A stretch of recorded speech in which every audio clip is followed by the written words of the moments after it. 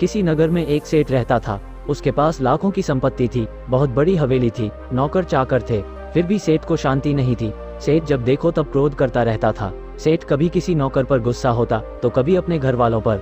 एक दिन किसी ने उसे बताया कि अमुक नगर में एक साधु रहता है, वो लोगों को ऐसी सिद्धि प्राप्त करा देता है कि उससे मनचाही चीज मिल जाती है।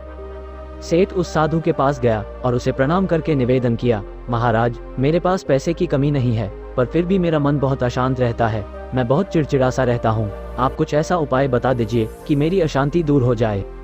सेठ ने सोचा कि साधु बाबा उसे कोई तावीज दे देंगे या और कुछ कर देंगे जिससे उसकी इच्छा पूरी हो जाएगी, लेकिन साधु ने ऐसा कुछ भी नहीं किया। अगले दिन उसने सेठ को धूप में बिठाए रखा और स्वयं अपनी कुटिया के अंदर छाया में जाकर चैन से बैठ गया।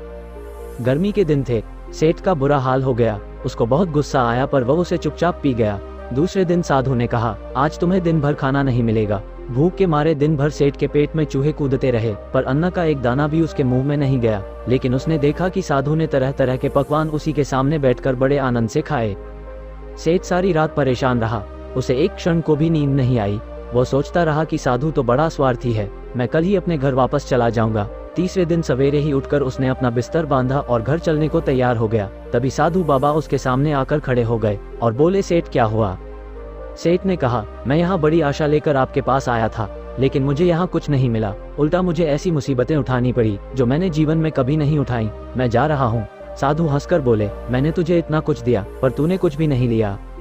सेठ ने विस्मय भाव से साधु की ओर देखा और बोला, आपने तो मुझे कुछ भी नहीं दिया। साधु ने कहा, सेठ, पहले दिन जब मैंने तुझे धूप में बिठाया और स्वयं छाया में बैठा रहा तो इसके जरिए मैंने तुझे बताया कि मेरी छाया तेरे काम नहीं आ सकती।